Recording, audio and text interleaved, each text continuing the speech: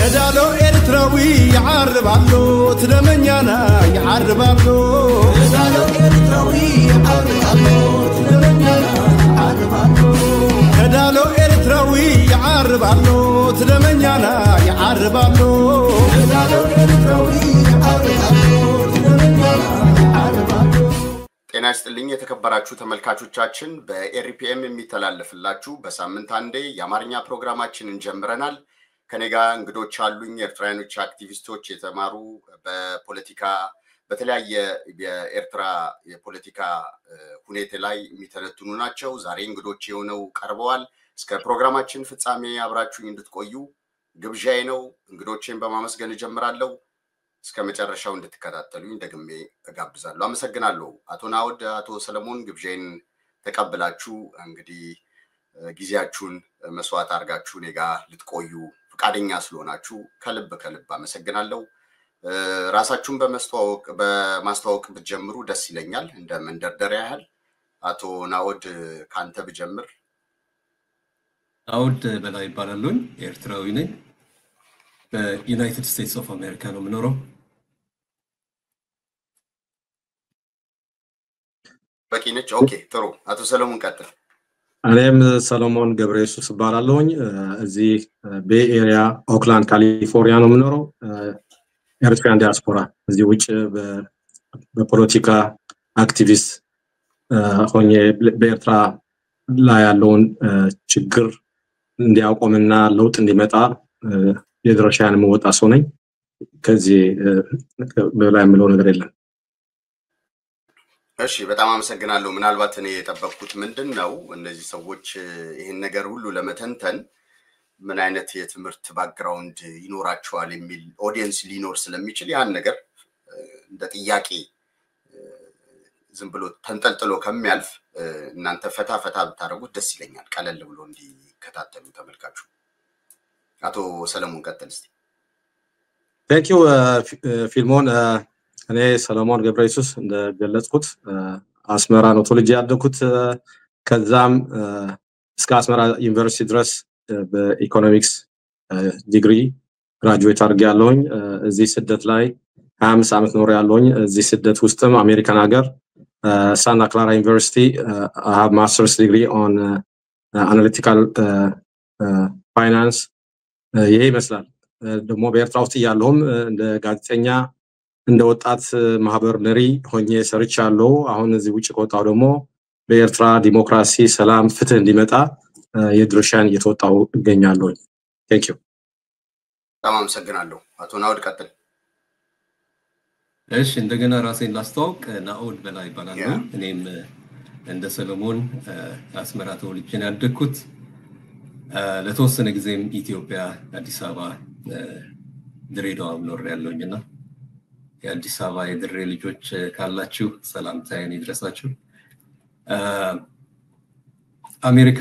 ከ20 ዓመት በላይ አሜሪካ ኖር ያለውኝ እዚህ በኤሌክትሪካል ኢንጂነሪንግ ማስተርስ ዲግሪ ተምሬ አሁን በስራ ላይ ይገኛለሁኝ ማለት ነው በዩናይትድ ስቴትስ ቨርጂኒያ አካባቢ ዲሲ አካባቢ ነው የምኖረው በፖለቲካ አክቲቪዝም ያው ኤርትራ ውስጥ የመልካም መስተዳደር ጉድለት ስላለ ስለዛ በአክቲቪዝም ደረጃ I try to እዛ ላይ ፎከስ አድርጌ ኤርትራ ውስጥ የመልካም መስተዳደር ኮንስቲቱሽናል ኦርደር ወይም ደግሞ ህገ መንግስታዊ መንግስት እንዲቆም እዛ ፎከስ አድርጌ ከሌሎች ኤርትራውያን ጋር ብሬ እሰራለሁኝ ማለት ነው ኤርትራ ለውጥ እንዲመጣ ተቋማዊ የሆነ አሰራር እንዲኖር በኤርትራ ውስጥ ተቋሞች እንዲገነቡ የአገረ መንግስቱ እንዲገነባ የተቻለኝን ያህል በአክቲቪዝም ደረጃ እንቀሳቀሳለሁ በጣም አመሰግናለሁ እንግዲህ እንዳላችሁት የየራሳችሁ አመጣጥ የትምህርት ደረጃ የኤክስፒሪየንስ ላይፍ ኤክስፒሪየንስ ያላችሁ ሰዎች ናችሁ ስለዚህ ቀጥታ ፕሮግራማችንን መጀመር መፈልገው እንግዲህ ስለ ኤርትራ ካወራን ኤርትራ ውስጥ አምባገነን መንግስት አለ እሱን ተያይዞ ደግሞ አሁን በኢትዮጵያ እና በኤርትራ እየታየ ያለው የጦርነት ዛሬ ተጀመረ ነገ ተጀመረ እየተባለ ብዙ ሰዎች ተስፋ በሚቆርጥ አካሄድ ኤርትራ ውስጥ ብዙ ሰው ለመሰደድ የሚሞክርበት ጊዜ ነው። እዚህ ደረጃ ላይ እንዴት ደረስን የሚለውን ነው። ምክንያቱም 2018 ላይ ሰላም እንደመጣ እናስታውሳለን። ያ ሰላም ብዙ ተስፋ ነበረው ይባላል። ያ ሰላምና ያ ፍቅር ብዙ ዓለማት እስከ ኖቤል መሸለም ያደረሰ የሰላም ስምምነት ነው። አቶ ናውድ ወደ አንተ የምጠይቀው ይሄ ሰላም እንዴት ነው? ከዛስ ለምን ተበላሸ? ዋናው ምክንያት ሂደቱን እስቲ ላንተ ልተውልህ። እሺ ፊልሞን እንግዲህ የ2018 የሰላም ወይም ደግሞ አንድ ቻፕተር የሰላም ቻፕተር ተደርሶ ነበር። ይሄ የሰላም ቻፕተር ዶክተር አብይ ራሳቸውን እንትን የኖቤል ፒስ ፕራይስ ያሰጣቸው ነው። ዓለምን ሁሉ ያስገረመ ለኤርትራና ለኢትዮጵያ ሕዝብ አንድ አዲስ ተስፋ የሰጠ ቻፕተር ነበር። ሁላችንም ተስፋ ያኖርንለት ነበር እና የኤርትራ መንግስትና የኢትዮጵያ መንግስት ይህን ያህል መስማማት ይችላሉ ወይ የሚል አዲስ ተስፋ የሰጠ ጊዜ ነበር እና በቃ አብረው ወደፊት ይጓዛሉ። ዶክተር አብይ ያስተጋቡት የነበረው የመደመር ስሌት በዛ መልክ የአብረው እንደግ ስሌት በዛ መንገድ የኢትዮጵያና ኤርትራ ምን ያህል ወደ ላይ እንደሚነጥቁ ትልቅ ተስፋ ነበረን። ምክንያቱም የሁለቱም ሀገሮች ሰላም ኤርትራ የቀይ ባህር ስትራቴጂክ ቦታ አላት። የኢትዮጵያ ደግሞ የአባይ ወንዝ እሱን ገንብታ በጣም ትልቅ የሆነ ኢኮኖሚ አብረው የሚያድጉበት ኦፖርቹኒቲ ወይም እድል ተፈጥሮ ነበርና እንደውም ከባህር ምንድነው የሚሉት ከባህር እስከ ሐይቅ ነው የሚሉት ፍልስጤማውያን። ከአባይ ወንዝ ወይም ደግሞ ከአባይ ሪቨር ቱ ዘ ሬድ ሲ እነዚህ ሁለቱም ሀገሮች አብረው ቢሰሩ ምን ያህል አንድ ትልቅ የሆነ ሪቨር ቱ ዘ ሲ የሚለውን እንትን ነው ያስታወሰኝ ማለት ነው። ሪቨር ቱ ዘ ሲ ምን ያህል አብረው ቢሰሩ እነዚህ ሁለት የተፈጥሮ የእግዚአብሔር ስጦታዎች አሳድገው አብረው ወደ ላይ እንትን እንደሚሉ ለህዝቦቻቸው የሰላምና የተስፋ ለወጣቶች የስራ እድል እና የትምህርት እድል ይሰጣሉ ብዬ ትልቅ ተስፋ ነበረ። እንዳጋጣሚ ሆኖ ጦርነት ሁሉ ጊዜ ስፖይለር ነው እኛ አካባቢ እና የትግራይ ጦርነት ይሄንን ተስፋ እንዲከስም አድርገዋል። ስለዚህ ዋናው ችግሩ የትግራይ ጦርነት ነው። where did it go wrong የሚለው የትግራይ ጦርነት ነው። ይሄ ጦርነት ከተነሳ ይሄ አዲስ እድል ይሄ አዲስ ተስፋ እንደሚያከስመው አስቀድመን ያወቅነው ነገር ነበር። ምክንያቱም ትግራይ ምናልባት አቶ ናውድ እኛን ነገርም እዛው ያለ እንድጨምር 2020 ላይ የጻፍካት ፌስቡክ ላይ የጻፍካት ጽሁፍ ነበረችና ምናልባት ካንተ አሁን ከምትለው ጋር ተያይዞ እንዲሄድ ለተመልካቾችም እያሳየው ለምን እንደዛ እንዳልክና ምን ታይቶ እንደነበር ያኔ ማብራሪያን በሰጠልኝ ደስ ይለኛል። የትኛው ጽሁፍ ነው? የትኛው ጽሁፍ?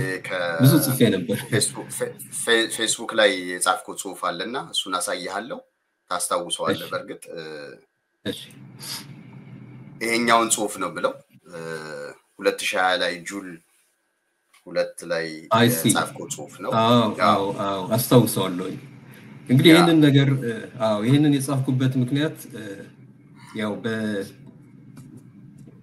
በኢትዮጵያ በሰሜን የሚቀሰቀሰው ጦርነት ሁሉ ጊዜ እንዲሁ በቀላሉ እንደማያልቅ ነው። ይሄንን የጻፍኩበት ምክንያት ደግሞ በጣም ያሳሰበኝ ነገር የኢትዮጵያ ጋዜጠኛ ሲሳይ አጌናና ሌሎች ምሁራን በ2000 ዓመተ ምህረት ኢትዮጵያና ኤርትራ አብረው ወያኔን ማጥፋት አለባቸው የሚል የሆነ ካምፔን ያካሂዱ ነበርና በጣም አሳሰበኝ ምክንያቱም በሰሜን የሚቀሰቀስ ጦርነት ሁሉ ጊዜ አሸናፊና ተሸናፊ እንደማይኖረው እናቃለን ዴድ ኤንደርስ ናቸው በሰሜን ያሉ ሰሜን ስል ያው በድሮ አጠራር በደርግ ጊዜም ትንሽ ያንግም በሆን ስለነበርኩኝ ኤርትራና ትግራይ ሰሜን ነው የሚሏቸው እና ኤርትራንም ጭምር ነውና ኤርትራ እና ትግራይ ውስጥ ያሉ ህዝብ ዴድ ኤንደርስ ናቸው እንደውም ባንድ ወቅት ከታሊባንም ያመሳሰልኳቸው ጊዜ ነበርና ይሄንን ስጽፍ ለኢትዮጵያውያን ማስጠንቀቂያ ነበር ለሲሳይ አጌናና ለዶክተር አብይ ይሄንን ጦርነት ከተቀሰቀሰ ያው ኢትዮጵያንም ይፈታተናታል እና ከወዲሁ የመጀመሪያው ወያኔ ጦርነት ተደረገ በሁለተኛው ወያኔ ተመልሰው መጡ ማለት ነው በ78 እና ጨረስናቸው ደመሰስናቸው አሽመደም ናቸው ሲሏቸው የሚያንሰራሩ መሆናቸው they don't end እና ይሄ ወታደራዊ ታሪክ ወይም ደግሞ ከጂኦግራፊያቸው የተነሳ ሁሉ ጊዜ ጣሊያንም ግብጽም ወራሪዎች በዛ በኩል ስለሚመጡ ለረጅም ጊዜ ውጊያ ውስጥ የኖሩ ህዝብ ናቸውና እንዲሁ አሸንፎ አሽመድምደው እጅ የሚሰጥ ህዝብ አይደለም የሰሜኑ በሰሜን ያለው ህዝብና እዚህ ላይ መጠንቀቅ እንዳለባቸው ለማስጠንቀቅ ነበር unfortunately within 4 months ደግሞ ያንን ጦርነት ተነሳ ያው ዶክተር አብይንም ወደ ዱቄት ቀየርናቸው ጉዳዩ አልቀዋል ብለው ሲያስቡ ደግሞ ያው ያ ፓተርን ደግሞ ተመልሶ መጣ አንሰራርተው ደግሞ አሁን የምናየው ሁኔታ እንደውም ፋኖም ተነሳ የአማራ ክልልም ጦርነት ተነሳና ይሄ ሁሉ ችግር ውስጥ የጨመራቸው የትግራዩ ጦርነት ነው ትንሽ የኤርትራ መንግስትና የኢትዮጵያ መንግስት እንደው በቲፒኤልኤፍ ሊኩዊዴትድ መሆን አለበት ወያኔ መሸነፍ አለበት ብሎ for some reason እዛ ላይ ስለ ወሰኑ ይሄ ጦስ ሊመጣ ይችላል ብዬ አምናለሁኝና የ2018 የነበረው ተስፋ የጨለመው በትግራዩ ጦርነት ነው የትግራዩ ጦርነት ብዙ ነገሮች ይዞ መጣ ማለት ነው የአማራ ክልልን መሳሪያ አንስቶ እንዲታገል አድርጎታል አሁን ያለችበት ሁኔታ የትግራዩ ጦርነት ጦስ ነውና ከዚህ መማር ይኖርብናል አሁንም ይያስባለሁ ግናለው እንግዲህ እንዳልከው የትግራይ ጦርነት ነው ሰበቡን ያመጣው የመለያየታቸው ምክንያት ስትል ቆይታል የትግራይ ጦርነት እንግዲህ ሄዶ መጨረሻ ላይ ፕሪቶሪያ የሚል አግሪመንትን አምጥቶ ኢሳያስን አስቆጥቶ ተኮላሸብን ያለምነው ዓላማ ብሎ በዛ መለያየታቸውን እውቅ ማለት ያው ወጥቶ ከገለጸ በኋላ አቶ ሰለሞን ወደ አንተ ነው ያ የመለያየታቸው ጉዳይ ይሄ ከሆነ ፕሪቶሪያ ስምምነት ኢሳያስን አምባገነኑ ኢሳያስ ተቆጥቶ የ2018 ላይ ጌም ኦቨር ብሎ የተነሳበትን ፕሮጀክት መደምደሚያ ላይ ስላልተቋጨ በዚህ ተነሳሽነት ፋኖን በመደገፍ የኢትዮጵያ ህላዌን የመበጥበጥ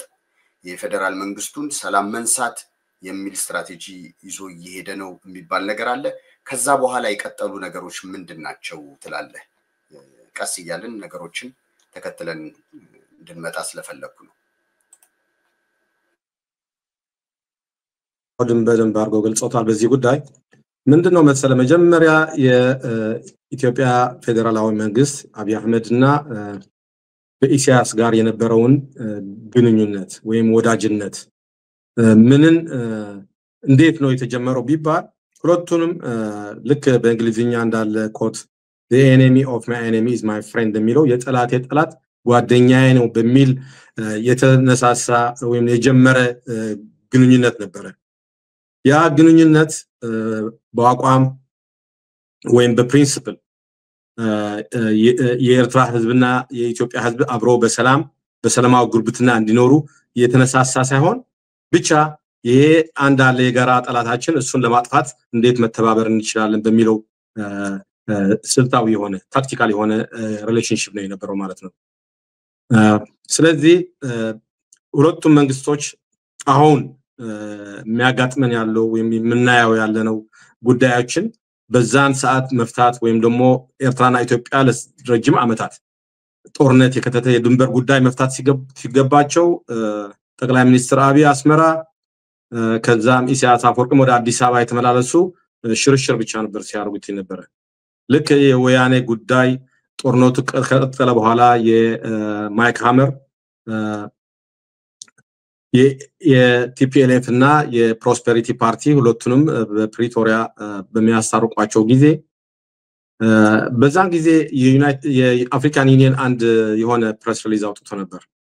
ምንድነው የሚለው? የኤርትራን መንግስት ኢንቮልቭ ያላረገ ይሄ የሰላም ውል በኋላ ዘላቂነት ሊኖረው አይችልም የሚል ሐሳብ አቅርቦ ነበር። እኔም ተመሳሳይ አንድ የሆነ ቪዲዮ አዘጋጅቼ ነበር በዛና አርዕስት ላይ። ምንድነው ስቴክ ሆልደር ነበር የኤርትራ ሰራዊት ኢትዮጵያ ውስጥ ገብቶ ተዋግቷል። ስለዚህ በዛ ሲቹዌሽን ላይ የነበረ መንግስት እዛ የሰላም ስምምነቱ ላይ መግባት ነበረበት እንጂ ይሄ የሰላም ስምምነቱ ላይ ኢሳያስ ጦርነቱ እንዲቆም የሚፈልግ የነበረ አይመስለኝም። እና ኢሳያስን ማግለል በዛን ሰዓት ኢሳያስ እንዳስቆጣው ነው ብዙ ተንታኞች የሚናገሩት። እኔም እስማማበታለሁ። ከዛ በኋላ ልክ እንዳልከው ጌም ኦቨር ያለውን ሰውዬ ትንሽ ቆይቶ ተኮላሸብን ወይም ደግሞ ሌላ አማርኛ ቃል መግለጫ ሊኖረው ይችላል። በትግርኛ ተኮሊፍና ነው ያለው፣ አቋሮጡን ነው ያለው። ተጨናገፈ ይባላል በአማርኛ። ተጨናገፍን ነው ያለው። እና ተጨናገፍን ሲል ጊዜ ምክንያቱም ይሄ ያን ብቻ ሳይሆን እኛ ሳያስታውቅ የኢትዮጵያ ሰራዊት ከትግራይ ወጥቷል ብሎም በቲቪኤር ባደረገው ቃለ መጠይቅ ገልጿል ኢሳያስ። ስለዚህ በዛን ሰዓት ልክ እንዳልኩ የኢሳያስና የአብይ ግንኙነት አጀማመሩ ለኤርትራና ለኢትዮጵያ ህዝብ ጥቅም ሳይሆን ለነበራቸውን የጋራ ጠላት ለማሸነፍ ያወጡትን ጊዜያዊ ወዳጅነት ነበር ማለት ነው። በዛ ምክንያት አበቃ። ከዛ ሁሌ እንደምናየው ከሆነ በኢትዮጵያ በኩል ከወታደራዊ መሪዎች ሆኑ አንዳንድ ፖለቲከኞች ብዙ ጊዜ ስለ ኤርትራ መንግስት ወይም ደግሞ ስለ ኤርትራ ያለውን ስርዓት ስለ ኢሳያስ ብዙ ነገሮችን ለህዝብ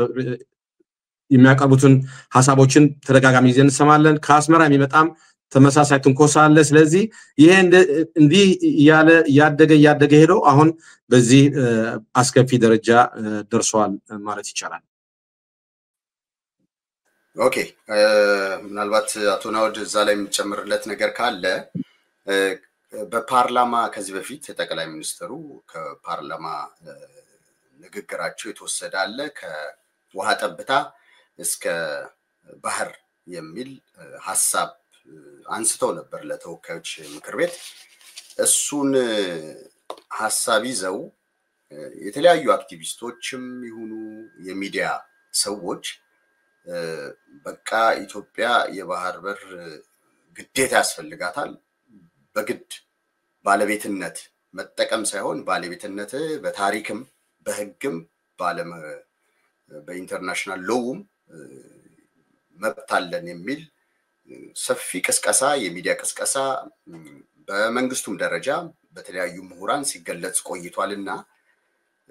እዚህ ላይ ያለ ሐሳብ ምንድነው?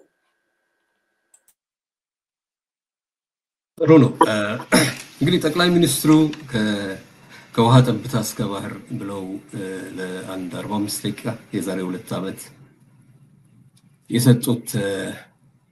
ንግግር ነበር እና በገደምዳሜም ቢሆን ኢትዮጵያ የባህር በር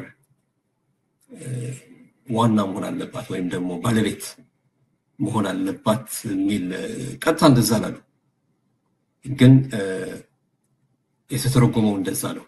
ማስተባበያ ደግሞ አልሰጡበትምና እንደዛ ብለን ካሰብነው ያው ራስ አሉላ የቀይ ባህር ዳር ድንበር የኢትዮጵያ ዳር ድንበር እንደዚህ ይሉ ነበር። አዎ ራስ አሉላ የዮሐንስ የኢምፔረር ዮሐንስ ወይም ደግሞ የአፄ ዮሐንስ ጀነራል የነበሩ አንድ ኃይለኛ የጦር መሪ ነበሩ። ጣሊያን ዶጎሊ ምጽዋ አካባቢ መተው እንትን ብለውታል፣ አሳፍረውታል።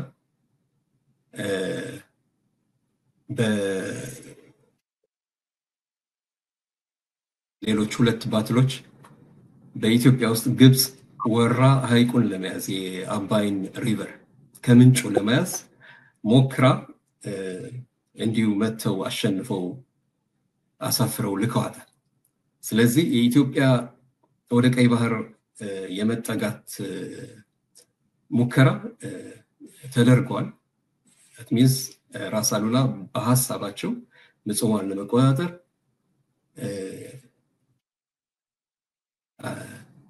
አልደረሱም። ያንን እንትን አልተቆጣጠሩትም። ቢሞክሩም አልቻሉም። ያው ጣሊያን እንግሊዝ ነበረ፣ ጣሊያን ነበረ እና እነዚህ ሁሉ በምንድነው በባህር ዳሩ ላይ ስለነበሩ አስቸጋሪ ሁኔታ ነበር ማለት ነው። they were facing this powerful ኃይሎች። በኋላ ደግሞ ያው በመተማ በኩል እነዚህ የሱዳን ደርቡሽ የምንላቸው ጦርነት ሲከፍቱ ደግሞ ራስ አሉላ ወደ መተማ መመለስ ነበረባቸው። እዛ ከተመለሱ በኋላ ደግሞ ጣሊያን ከባህር ዳር አካባቢ ወደ ደጋማ የኤርትራ ክፍል እስከ መረብ እንዲደርስ ችሏል ማለት ነው። መተማ ላይ ሲሞቱ አፄ ዮሐንስ ዳግማዊ ምኒልክ ባደረጉት ስምምነት ከጣሊያን ጋር የውጫሌ ስምምነት የምንለው በ1889 ደግሞ ኤሪትሪያን ኮሎኒ ኦፍ ኢታሊ ተብላ ኤርትራ የራሷ የሆነ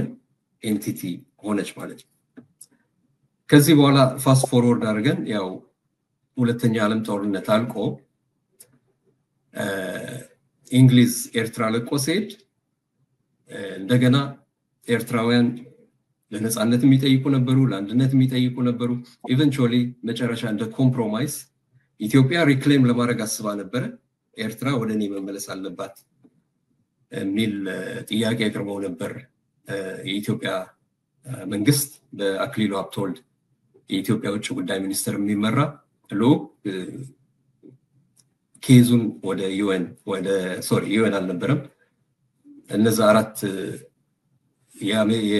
የዓለም ኃይለኞች የሚባሉ እንግሊዝ፣ አሜሪካ እና ራሽያ፣ ፈረንሳይ ደግሞ ሊግ ኦፍ ኔሽን በነበረበት ጊዜ ነው። በዛ ጊዜ ለነዛ አቀረቡ። አሸናፊዎቹ ደግሞ ያው ከብዙ ክርክር በኋላ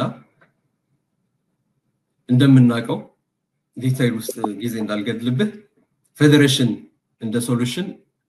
ተቀበሉት ኤርትራውያን። ለኢትዮጵያ የሚያመች ነው ተብሎ በፌዴሬሽን። ስለዚህ በዛን ጊዜ ኢትዮጵያ ለመጀመሪያ ጊዜ ቀይ ባህርን ተቆጣጠረች ማለት ነው። ስለዚህ በፌዴሬሽኑ ጊዜ ኤርትራ እንደ ፌዴሬትድ ስቴት ሆና ኢትዮጵያ ግን ወደቦቹን እንዲቆጣጠር ማለት ነው፣ በባለቤትነት ደረጃ ማለት ነው። በኢትዮጵያን ስቴት እንደዛ አይነት እድል አግኝቶ ነበር። ነገር ግን አንፎርቹኔትሊ ያንን ፌዴሬሽን ፈርሶ ኢትዮጵያ ኤርትራ በሙሉ እንድትቆጣጠር ከሆነ በኋላ ደግሞ የፌዴሬሽን ስቴቱ ስለፈረሰ ኤርትራውያን በዚህ ተበሳጭተው በዚህ ኢፍትሃዊ የሆነ መንገድ እንትናችን አውቶኖሚ አጣን በሚል ጦርነት ከፈቱ። ኢሚዲየትሊ ያንን ነገር ቴክ ኬር ኦፍ አልተደረገም። ምን አጣችሁ ነው ተብሎ የአፄ ኃይለ ሥላሴ መንግስትም አድረስ ለማድረግ አልሞከረም። እነዚህ ተገንጣዮች እነዚህ የአረብ ቅጥረኞች እያሉ በዛ መልክ ነበር የያዙት እና እናሸንፋቸዋለን በሚል ነበር የሄዱበት። ቀጥሎ አፄ ኃይለ ሥላሴ ከስልጣናቸው ወደቁ። ከዛ በኋላ ደርግ መጣ። አማን አንዶም ያንን ነገር ታክል ለማድረግ ሞክረው ነበር። ጀነራል አማን አንዶምም ተገደለ። ጦርነት ቀጠለ። በጦርነት ነው ኤርትራን የምንቆጣጠረው የሚል ይሄ ኦብሰሽን ይሄ አባዜ ቀጥሎ ደርግም እንግዲህ ይሄ ኦብሰሽን ነው የገደለው እና ከዛ በኋላ ኢህአዲግ መጣ። ኢህአዲግ ከሄደ በኋላ ደግሞ ያው አሁን ያለው እንትን ሆነና አሁን ደግሞ ዶክተር አብይ የሚያነሳ ያለው ይሄ ከውሃ ጠብታ እስከ ባህር የሚለውን ነገር doing the same thing over and over again and expecting different results የኢንሳኒቲ መለኪያ ነው ይላል አንድ አዋቂ አንስታይን ነው መሰለኝ። እና እንደገና ይህንን ነገር ይሞክሩታል ብዬ አላስብም እኔ። if there is any reasonable አስተሳሰብ ኢትዮጵያ ውስጥ ያርጉታል ኢትዮጵያውያን ወንድሞቻችንና ኢትዮጵያ መንግስት ይህንን ነገር ይሞክራል ብዬ አላስብም። ምክንያቱም ድሮ ኤርትራውያን በትንሽ ካላሽን እንትን ማጥፋት ያልተቻለ አሁን መንግስት ሆኖ ከብዙ ሀገራት ሪሌሽንሺፕ አድርጎ ተከኖበት ያ የጦርነት እንትን ለኦልሞስት 60 ዓመት ነው እንግዲህ የኤርትራ ህዝብና ሰራዊት በጦርነት ውስጥ ያሳለፈው እስካሁን ማለት ነው። እና ድሮ ያልተሳካ አሁን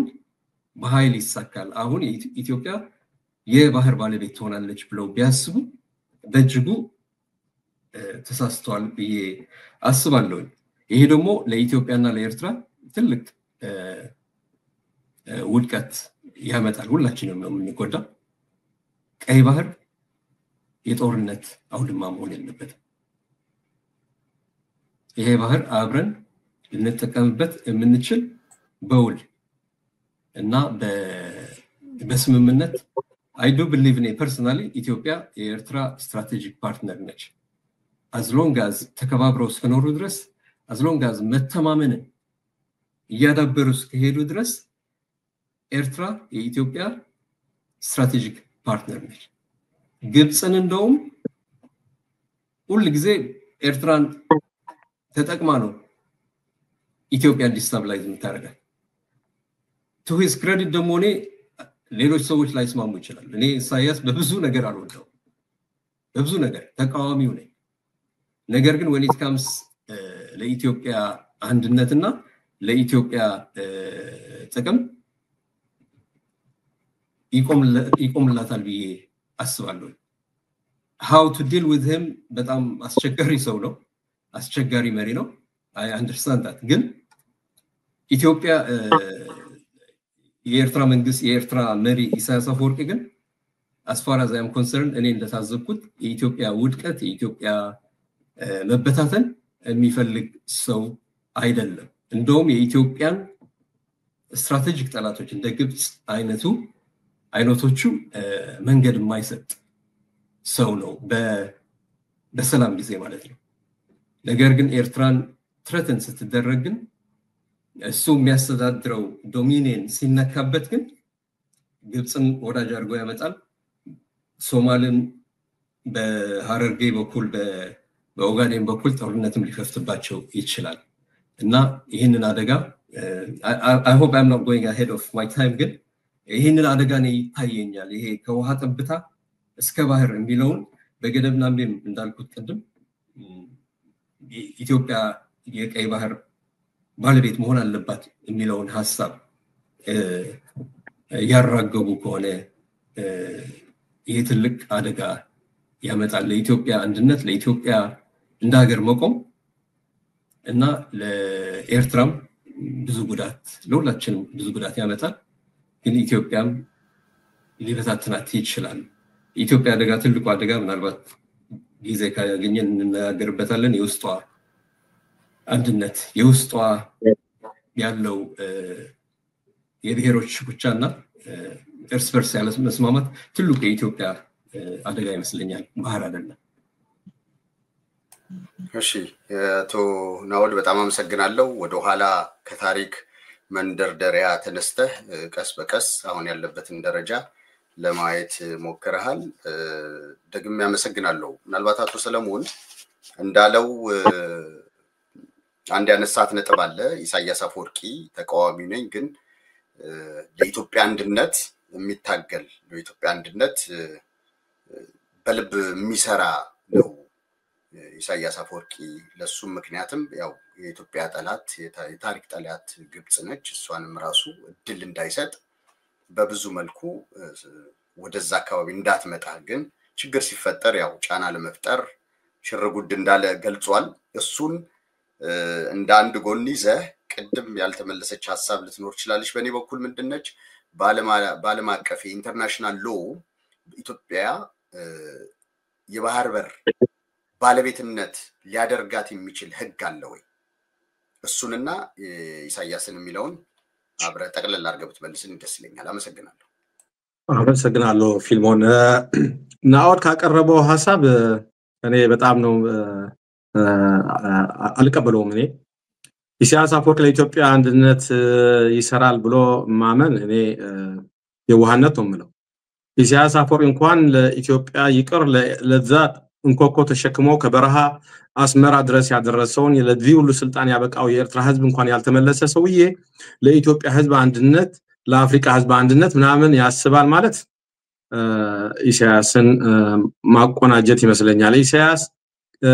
የኢትዮጵያን ህዝብ አንድነት የኢትዮጵያን ህዝብ መረጋጋት የሚፈልግ ቢሆን ኖሮ ወታደሮችን ይዞ እስከ ትግራይ ድረስ ከኢትዮጵያ እርስ በርስ በተፈጠረው ችግር እዛ ውስጥ ገብቶ መዋጋትም ባላስፈለገ ነበር። ምክንያቱም አንድ ጎረቤት ሀገር በአንድ ጎረቤት ሀገር ችግር ሲፈጠር በዛ ችግር ላይ ያሉትን ሰዎች ወደ አስመራ ጠርቶ እነሱን ማነጋገር ችግር መፍታት ወደ ጦርነት እንዳይሄዱ መምከር ነበርበት ኢሳያስ እንደሚውና ምክንያቱም ሽማግሌ ነው ኢሳያስ ትልቅ ሰው ነው በፖለቲካ ደረጃም አመታት የቆየ ሰው ነው። ኢሳያስ ግን ይሄን አይደለም የመረጠው ምክንያት ወደ ኢትዮጵያ ሄዶ በእልህ እንዴት አድርገ ነው ኢትዮጵያን አንድነትን የምትጠብቀው? ኢትዮጵያ ለቲፒኤልኤፍ ለኢትዮጵያ ለስንት አመታት ለ27 አመታት የመራ የኢፒአርዲኤፍን የመራ አንድ የፖለቲካን ፓርቲ ለመደምሰስ ካሰብክ ይሄ የሚታየው መሰለ ኢሳያስ እልህኛና የግል ጥቅሙን የሚያስቀድም ስስታ መሆኑ ብቻ ነው የምገልጸው። ከወያኔ ጋር ሆኖም ኮድሮ እኮ የኦኔግም እኮ የሆነ ጥያቄ ሲያነሱ እኮ ከወያኔ ጋር ሆኖም በዛ ሰዓት እኮ ኦኔግን መጥቷል ኢሳያስ። ከዛም ይሄድንም እነ ታምራት ሞላ ከኢትዮጵያ አስወጥቷል። ኢሳያስ የሚያርገው ነገር አሁን ደግሞ አብይን የኢትዮጵያ መሪ ነው። አብይ የሆነ ችግር ቢኖርበት ከፋኖም ይሁን ከቲፒኤልኤፍ ይሁን ይሄን ችግር መፈታት እንዳለበት እንጂ ፋኖን ምናምን በማገዝ ኢትዮጵያን አንድነት መጠበቅ አይቻልም። ኤርትራ ላይ ውስጥ ሁላችንም እንደምናውቀው ግንቦት ሰባት አርበኞች ግንባር ደምሂት ኦኔግም ኤርትራ ላይ በኤርትራ ህዝብ ባጀት እየሰረጠው ነበር። ይሄም ኢትዮጵያ ለማረጋጋት ሳይሆን ኢትዮጵያን ለመበታተን የሚያርገው ነው በዚህ መደምደሚያ በሰጠው መርጣለሁኝ። ወደ ሁለተኛው ጥያቄ ልመጣ በፊትም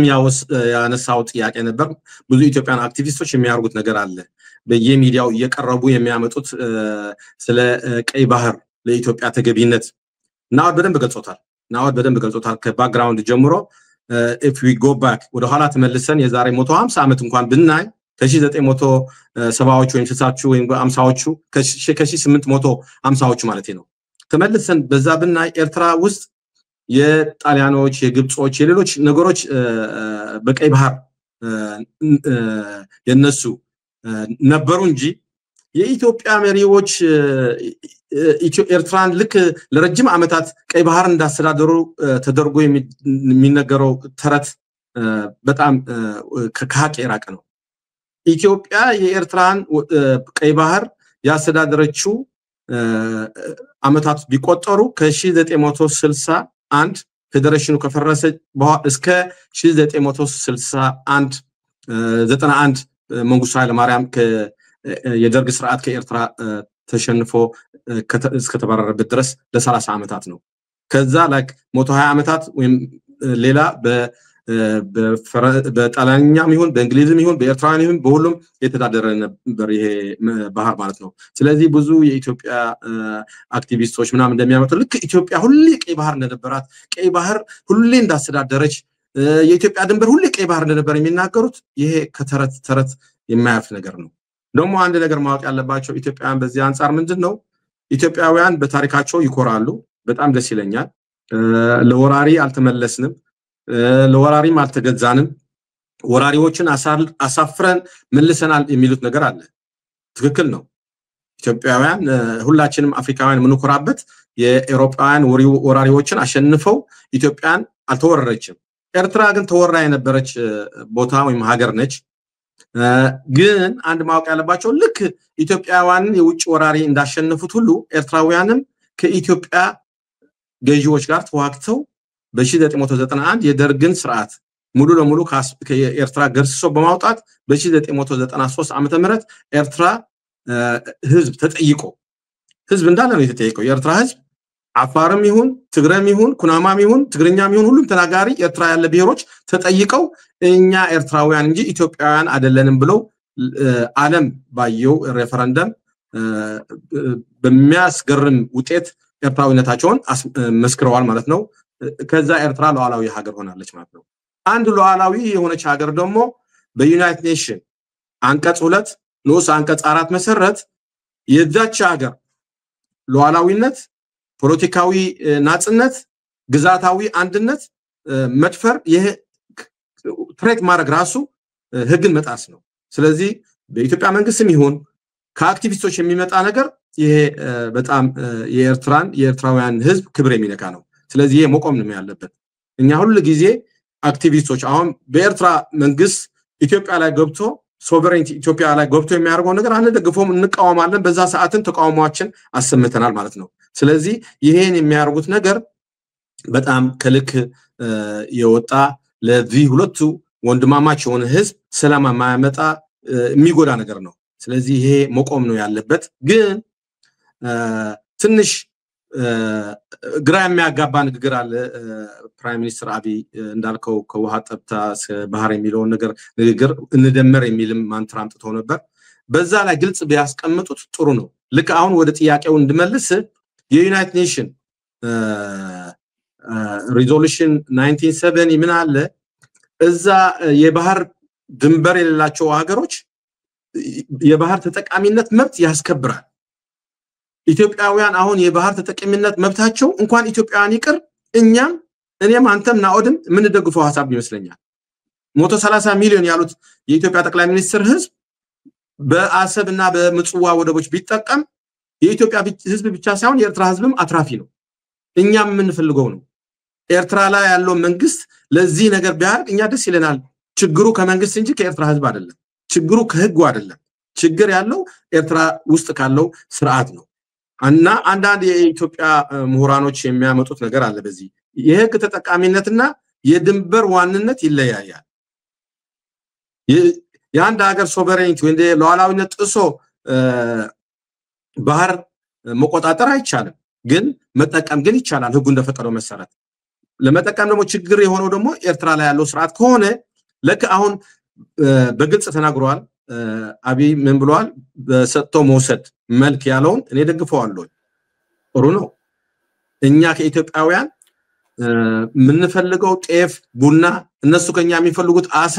ጨው የባህር ትራንዚት አገልግሎት ከሆነ ይሄ ማን ይጠላዋል ጥሩ አእምሮ ያለው ጥሩ የሚያስብ ለሁለቱም ህዝቦች ሰላምና እድገት የሚመኝ ፖለቲከኛም ይሁን የሃይማኖት ሰውም ይሁን ተራ ሰውም ይሁን ሁሉ የሚደግፈው ነገር ነው ስለዚህ ይሄኛው ነገር ግልጽ መቀመጥ አለበት አሁን ልክ በዚህ ላይ ጸንቶ መቀጠል አለባቸው ጠቅላይ ሚኒስትር አብይ የሚፈልጉት ነገር የአገልግሎት ከሆነ የወደብ አገልግሎት መጠየቅ አለባቸው የኤርትራ መንግስትም መፍቀድ አለበት ብዬ ነው ማስበው እኔ ወደብ መጠቀም ከሆነ ለምን ይከለከላል ለምን እኛስ የኤርትራ ህዝብ እኮ ደሃ ህዝብ ነው ፕሬዚደንት ማነው ጠቅላይ ሚኒስትር አብይ እንዳሉት ምስኪንና ደሃ ህዝብ ነው አዎ እኛ ማደግ ነው የምንፈልገው ስለዚህ ኢትዮጵያን አሁን ለምሳሌ ጂዲፒ ብታይ ጅቡቲ የኤርትራ 1/4 ህዝብ ያላት የኤርትራ 1/4 የመሬት ስፋት ያላት በጂዲፒ ከኤርትራ እጥፍ ታመርታለች 4 ቢሊዮን ነው የጅቡቲ ጂዲፒ የኤርትራ ጂዲፒ ደግሞ 2 ቢሊዮን ነው እኛ ኢትዮጵያውያን እነዚህ ወደቦች ቢጠቀሙበት ጂዲፒያችን ግሮስ ዶሜስቲክ ፕሮዳክት የት በደረሰ ነበር ስለዚህ ይሄን ነገር እንፈልገዋለን ማለት ነው ስለዚህ አንዳንድ ምሁራኖች ሰውን የሚያመጡት ሐሳብ ግልጽ ማቅረብ አለባቸው የኢትዮጵያ ተጠቃሚነትና ዋንነት ትንሽ በዚህ ላይ ልዩነት አለ ደግሞ ጠቅላይ ሚኒስትር አብይ የሚናገሩት አለ አንዳንድ ጊዜ ከዚህ በፊትም ተናግረው ነበር ይሄ ሰጥቶ መውሰድ የሚባለው ነገር ልክ እንዳልኩት እኛ ምን ሰጣቸው እነሱ እኛ ከኢትዮጵያ የኤርትራ ህዝብም ይሁን የኢትዮጵያ ህዝብ ሁለቱም ህዝቦች ጥይት ሰጥተው ጥይት ለመቀበል አይፈልጉም ጥይት ሰጥተው ጥይት የሚቀበሉት ያሉት መንግስቶቹ ናቸው እንጂ የኤርትራ ህዝብ የኢትዮጵያ ህዝብ ጥይት የሚፈልግ አይደለም የጋራ ብልጽግና የሚፈልግ ህዝብ ነው ስለዚህ እኛ ማሰብ ያለብን እንዴት አድርገን ይሄ የጋራ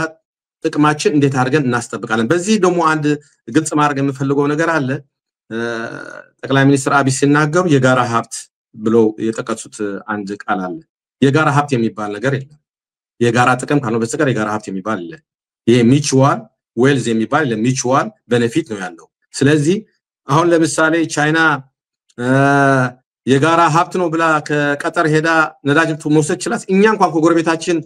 ሳዑዲ ኮልክ ኢትዮጵያ ጎረቤታችን ነች ከሳዑዲ ሄደን እኛ በኃይል ወይም ደግሞ ነዳጅ የጋራ ሀብት ነው ብለን መውሰድ እንችላለን እንዴ አንችልም የጋራ ጥቅም ግን ሰጥቶ በመውሰድ እንዳሉት በጣም ስማማለሁ እንደዛ መሆን አለበት እንጂ የጋራ ሀብት የሚባል ነገር በአገሮች አይሰራም የጋራ ሀብት ቢሆን ኖር ሁሉም ነገር ድንበርም አይኖርም ነበር ስለዚህ ከዚህ በፊትም ድንበር አርቲፊሻል ነው ብሎ ተናግረዋል የዓለም አገሮች በድንበር ነው የቆሙት የሚተዳደሩትም በድንበር ስለሆነ ስለዚህ ይሄ ጉዳይ ግልጽ መሆን አለበት የእያንዳንዱ ሀገር ድንበር መከበር አለበት ግን አብሮ መስራት መቻል አለበት ጠቅላይ ሚኒስትር አብይ ማሰብ ያለባቸው ኢሳያስ አፈወርቂ ለዘላለም የሚኖር ሰው አይደሉም የ80 ዓመት ጎልማሳ መሪ ናቸው አንድ ቀን ከስልጣን እንደሚወርድ የተረጋገጠ ነው በኤርትራ የተሻለ ዲሞክራሲ ህዝብን የሚያስቀድም መንግስት ከመጣ ከኢትዮጵያ ከሚፈልጉት ስምምነት ጋር ተስማምቶ መስራት የሚችል ኃይል እንደሚፈጠር ይሄ ማመን አለባቸው አይዲያሊስት ሆኑ ይሄን የሚያምኑ ከሆነ በመጪው ትውልድ ችግር እንደማይፈጠር ከዚህ መግለጽ ይቻላል ማለት ነው ቴንክ ዩ ኦኬ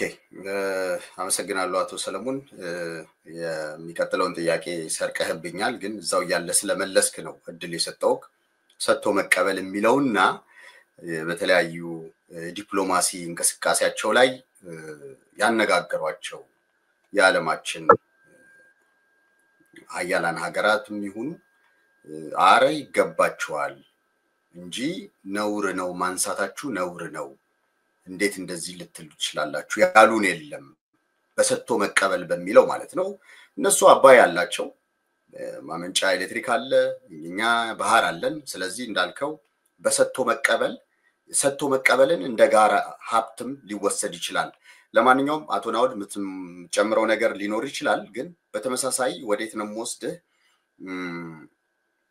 ከዚህ ከፓርላማው ንግግር በፊት የተወሰኑ እንቅስቃሴዎች ነበሩ ሚሊታሪ እንቅስቃሴ ምናምን ያየነው ነገር ነበርና እሱን ተከትሎ ደግሞ በኢሳያስ በኩል የውጭ ጉዳይ ሚኒስትሩን ወደ ሳውዲ ልኮ ነበር ሳውዲ ከላከ ከተወሰነ እንትን በኋላ የሳውዲ መሪዎችም አዲስ አበባ ውስጥ ታይተዋል በምስል ያየነው ነገር አለ እሱን ተከትሎ ይሄ ተወካዮች ሚኒስተር የተወካዮች ምክር ቤት ጠቅላይ ሚኒስትሩ የተናገሩት ኤርትራን አንኖርም የሚል እንትን ለሳውዲዎች የተሰጠ መልስ ነው የሚላለና እስቲ አገናኘው እዛ ላይ ማለት ነው የሚመሳሰል ከሆነ እንደዛ የሚታይ ከሆነ ላንተ አይ ጥሩ ነው እንግዲህ ብዙውን ጊዜ የኤርትራ መንግስት ከሌሎች መንግስታት ጋር የሚያደርገው ግንኙነት ባይላተራል ሪሌሽንሺፕ ሚኒስተር የውጭ ጉዳይ ሚኒስተር ኦስማን ሳለህ ጀዳ ሄዱ ኢትዮጵያ ሄዱ አሜሪካ የትም ሄዱ ሁለት መስመር ዜና ነው የምትነገረው ባይላተራል ሪሌሽንሺፕ የሁለቱም ሀገሮች በተመለከተ ተነጋግረው ተመለሰ ነው የሚሉ እና ምናቀው ነገር የለም ሳውዲ የሄዱበት ምክንያት የውጭ ጉዳይ ሚኒስትሩ ነገር ግን ኢትስ ፖሲብል ይሄንን ነገር ዲኤስካሌት እንዲሆን እንዲያሰክኑት ምናልባት ያንን ነገር ለመናገር ሄዶ ሊሆን ይችላል ምክንያቱም የ2018 የሰላም እንትኑም በእነሱ ነው ሚዲየትድ የሆነው የሪመምበር የአስመራ የሰላም ውልና የጀዳ የሰላም ውል እናስታውሰዋለንና እሱን ሊያስታውሱት ተልከው ሊሆን ይችላል በያስባለሁ ግን ግምት ብቻ ነው የሚቻለው ነገር ግን እንደ የሰላም ሚዲየተር ሆኖ ኢንተርቪን እንዳደረጉ የሳውዲ መንግስት የሳውዲ ኪንግደም at the same time አሁን ደግሞ ጀዳ መተን ወርቅ ሸልመ ብለ የላከን አስማምተ የላከን አደጋ ላይ ነው እና do something ብለው ሊሆን ይችላልና በዚህ መልክ ሳውዲ ደግሞ መልእክተኛው አለካ ወደ አዲስ አበባ ይቅርባቸው ነገር ብላቸው ሊሆን ይችላል ይሄ ግን በቃ በግምት ነው የምናቀው ነገር አይኖርም ከፈቀድክልኝ ግን ሰሎሞን ባለው ስለ ፕሬዝዳንት ኢሳያስና በኢትዮጵያ ያለው አቋም ትንሽ መግለጽ ብችል ደስ ይለኛል ወንድሜ ሰሎሞን ያለው ኢሳያስ የተጠቀመው ስትራቴጂ ኢትዮጵያ ውስጥ ኢትዮጵያን በኃይል አንድነትን እንድትሆን መሞከሩ ኢትዮጵያ ጠላት ያደርገው እኔ ቀድምም እንዳልኩት ጽሁፉን ያስጠነቀቅኩት ጦርነት ለኢትዮጵያ ይበታትናታል ቢል ሐሳብ ያለኝ ብዙዎቹም እንደዛ ነው የሚያስቡ ነገር ግን ኢሳያስ ኢትዮጵያ can be united ethnic federalism ይሄ አንቀጽ 39 ይበትናታል የዚህ ማስተር ማይንድ ደግሞ የዚህ ኤትኒክ ፌደራሊዝም ቲፒኤልኤፍ ነው ህወሓት ነው ስለዚህ ህወሓት ኒውትራላይዝ ከተደረገ በኃይል ኢትዮጵያ ያው ቀጥሎ ያለው የኦሮሞ ኃይል ነው or የኦሮሞ ኃይል ፌደራሊስት ደግሞ they are not the mastermind is TPLF neutralize ከሆነ የኦሮሞ ኃይል ደግሞ ያው ቢያንስ በስምም ቢሆን ስልጣን ላይ ነው ያለው እና we can work this out የኢትዮጵያ ዩኒቲ ያንን ፌደራሊዝም በኤትኒክ መሆኑ ቀርቶ more united የሆነ civic nationhood ልክ ኤርትራ ውስጥ እንዳለ nationhood የኢትዮጵያ አቋቋም እንደዛ መሆን አለበት እንደዛ ከሆነች በኋላ ግን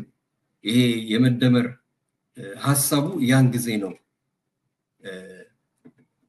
ኢምፕሊመንት የምናደርገው ሚል ሐሳብ የነበረው ይመስለኛል እዚህ ላይ አሳሳተው ግን የኢትዮጵያ ሁኔታ የቲፒኤልኤፍ አልሞት ባይ ተጋዳይነት አያውቅም ልክ እንደ ኤርትራው ሻዕቢያ አልሞት ባይ ተጋዳይ ኢቨንቹዋሊ ሰርቫይቭ እንዳደረገ ቲፒኤልኤፍም ተመሳሳይ ወታደራዊ ካልቸር እንዳለው ልብ አላለም ኢትዮጵያ በከላይ እኛ ከላይ ኢትዮጵያ ከታች እንደዚህ ሳንድዊች ካደረግናቸው ልክ እንደ ባያፍራ ለሁለት አመት ሞክረው ኢቨንቹዋሊ ባያፍራ ካፒቹሌት አድርገዋል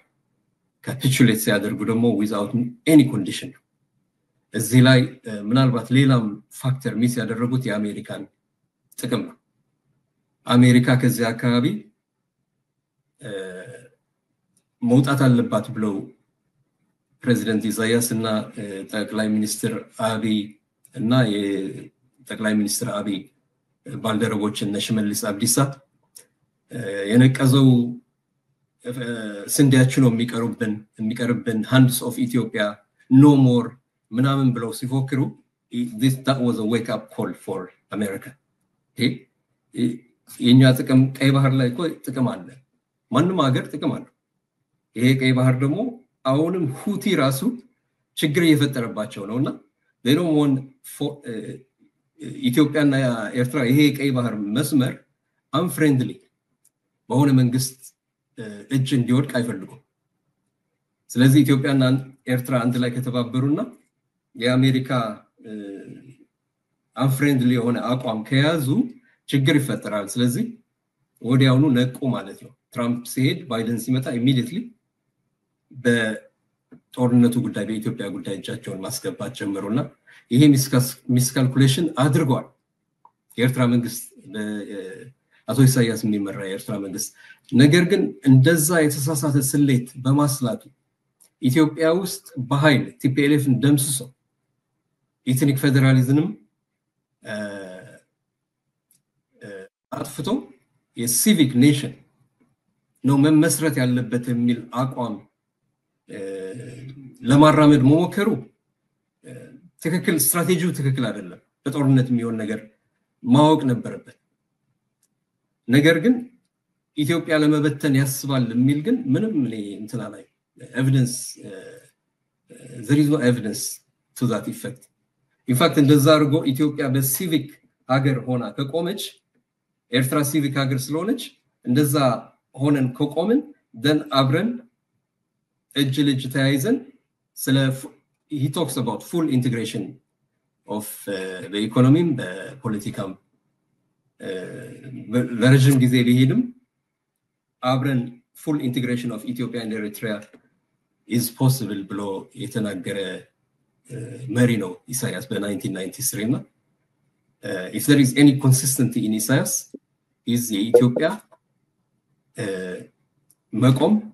ግድ ይለዋል so much so at the expense of የኤርትራ ህዝብ እንደው ኢሳያስ ዲክቴተር ለመሆን ስልጣኑን ለመንትን ለማለት ኢትዮጵያን እንትን ማድረግ የለበት ኢሳያስ እንደውም in 1991 በጣም ተወዳጅ ሰው ነበር ታውቀዋለህ ሰለሞን ህዝባው ግንባርን መርቶ ኤርትራ ለነጻነት ያበቃት ብቁ መሪ ተብሎ ይታመንለት ነበር በኤርትራውያን ዘንድ እና he would have no problem like any African dictator ስልጣኑን እንትን ለማለት to this extent ኤርትራን እንትን ማድረግ ሚሊታራይዝ ማድረግ የሚያስፈልገው አልነበረም ስለዚህ እኔ የማየው ምንድነው ስትራቴጂው ትክክል አይደለም is idealistic የሆነ ሐሳብ አለው ስለ ኢትዮጵያ በቃ ቲፒኤልኤፍ ነው የኢትኒክ ፌደራሊዝም ቻምፒዮኑ እሱ ከጠፋ ኢትዮጵያ ሲቪክ ሆና ትቆማለች ከዛ በኋላ will go integration እና የፓን አፍሪካን ሐሳብ ያለው ይመስለኛል እንደ real politics ሰው ግን ሁሉ ጊዜ he engages in real politics that means ኢትዮጵያ ባህር ብላ እሱ የሚቆጣጠረውን ግዛት ልንካ ስትል ግን ታክቲካል አሊያንስ ከግብጽም የኢትዮጵያ ጠላቶች ከሶማሊም ከሌሎችም ሀገሮች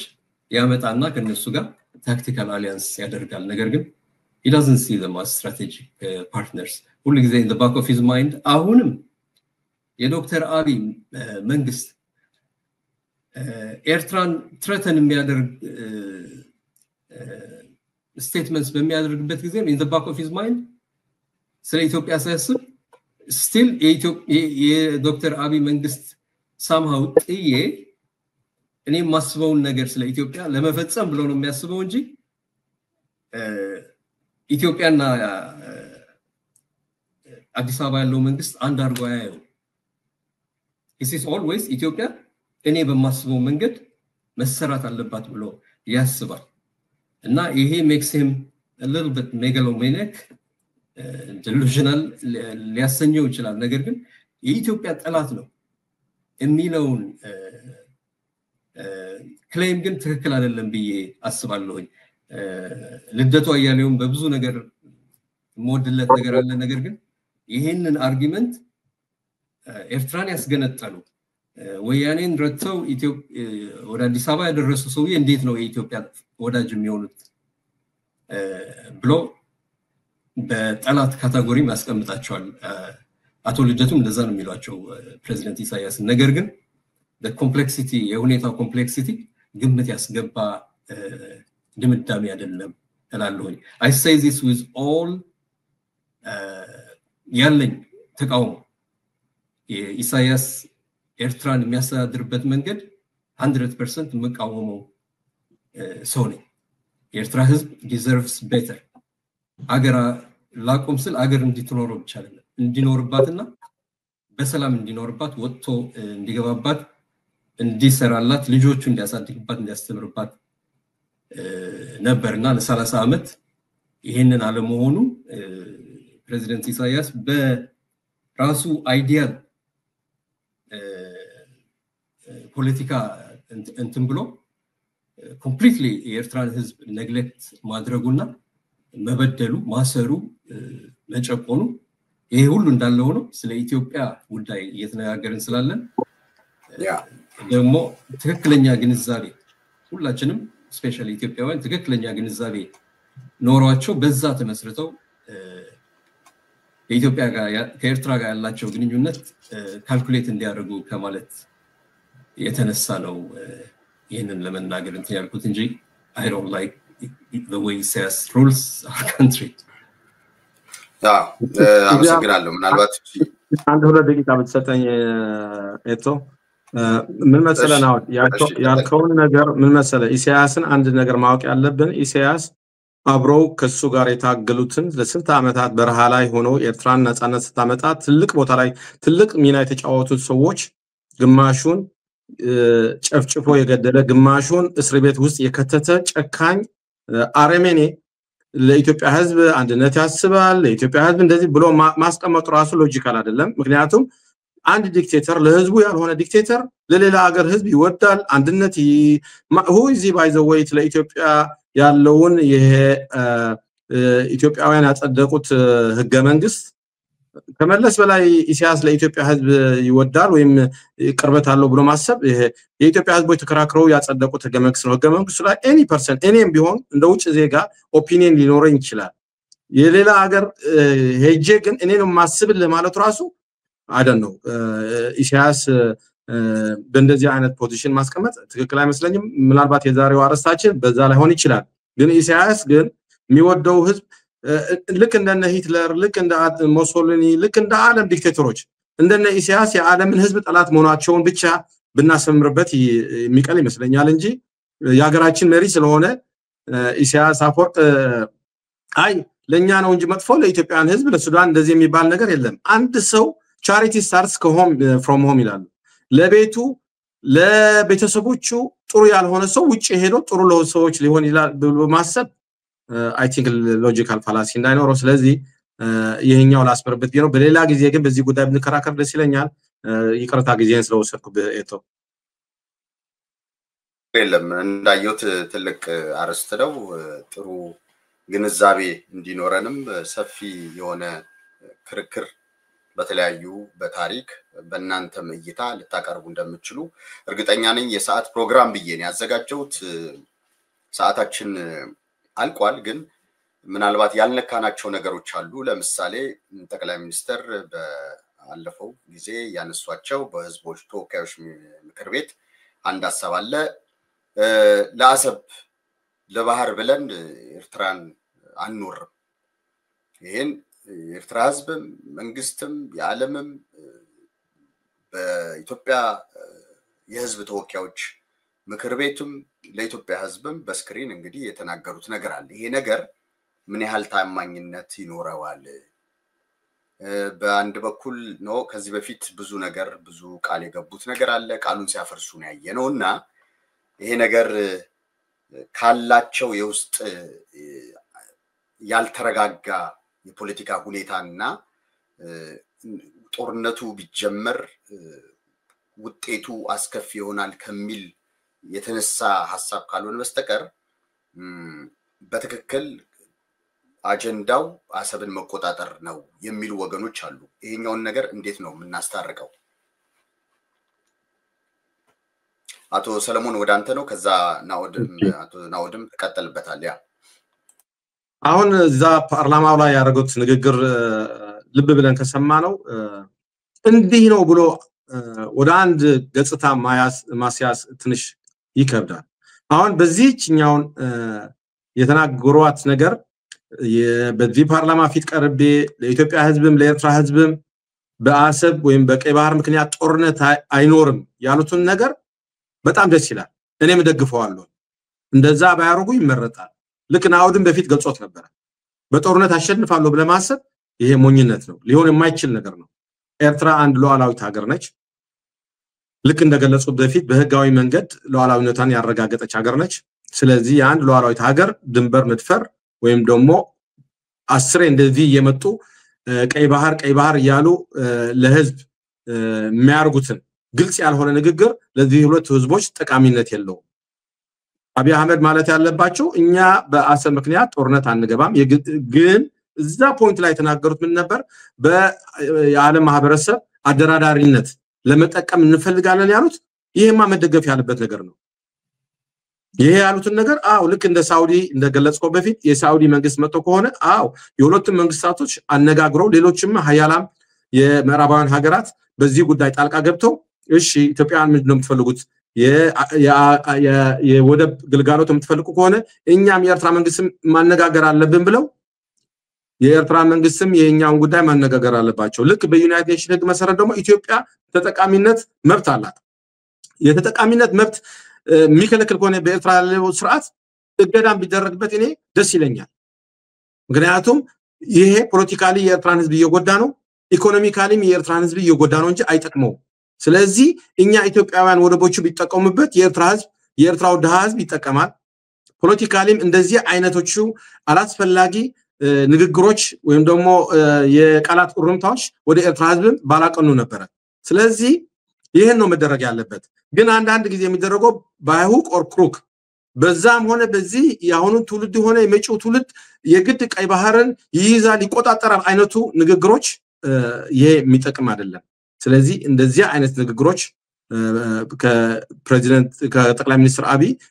መውጣት የለባቸውም፣ ግልጽ ማድረግ አለባቸው። የተጠቃሚነት ጉዳይ ከሆነ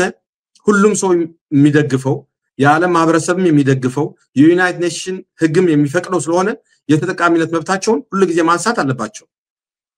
ልክ የሌሎች ሀገሮችም ይደግፉናል ያሉት ለዚህ ከሆነ ለወረራ አይደግፏቸውም። እኛም አንወርም ብለዋል። መቼም ቃላቸውን ይጠብቃሉ ብዬ ነው የማስበው። ምክንያቱም ብዙ ጊዜ የተናገሩት ነገር ራሳቸውን ሲያፈርሱ ሰምተናል። ስለዚህ እኛ አሁን ያፈርሱታል ብለን ታይሆን የምንጠብቀው የተናገሩትን ቃል እንዲያጸኑትና ይሄ ለሁለቱም ሀገሮች የሚበጅ ንግግር ነው። ኢትዮጵያ ኤርትራ መወረር የለባትም። በጦርነቱ የሚሞተው ደግሞ የባለስልጣን ወይም ደግሞ የጀነራል ወይም ደግሞ የዳብ ልጅ ሳይሆን ምስኪኑ የኤርትራና የኢትዮጵያ የድሃው ልጅ ነው። ስለዚህ ጦርነት አለመምረጣቸውን አሁንም መልሰን እንደግፋቸዋለን። በቃላቸው ደግሞ እንዲጸኑ እንጠብቁታለን ማለት ፈልጋለሁ። በጣም አመሰግናለሁ አቶ ሰለሞን። ምናልባት የመጨረሻውን እድል ሰጣለው አቶ ናውድ እሱ ካለው ላይ ተጨምርና መጨረሻ ላይ ለኢትዮጵያኖች ኢትዮጵያ በአጠቃላይ ማለት ነው ለኢትዮጵያ ህዝብ መልእክት አለኝ የምትለው ነገር ካለ ሁለቱንም አያይዘህ ገልጸህ ከዛ የመጨረሻው መልእክትን አቶ ሰለሞን ተዘጋጅበት መልእክት ካለ ማለት ነው እሱ ሰጥቼ ፕሮግራሚን እቋጫለሁ። በጣም አጭር ጊዜ ነው ያለን፣ ኦልሬዲ ኦልሞስት ጨርሰናል ማለት ነው። ስለዚህ አቶ ናውድ እሺ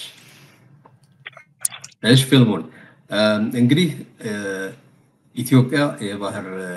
መውጫ እንደሚያስፈልጋት የወደብ አገልግሎት እንደሚያስፈልጋት ጠቅላይ ሚኒስትር አብይ አበክረው ተናግረዋል። ይሄንን ነገር አስምረውበታል። የዓለም መንግስታትም ኢትዮጵያ ባህር እንደሚያስፈልጋት ተስማምተውበታል። አይ ቲንክ ኤርትራም ይስማማበታል። ይሄ ነገር ሁላችንም እናስማማበታለን። በአሁኑ በግሎባላይዜሽን ጊዜ ኢትዮጵያ ምርታ ወደ ውጭ የምትልከው ምርት አለ፣ ከውጭ የምታመጣው ምርት አለና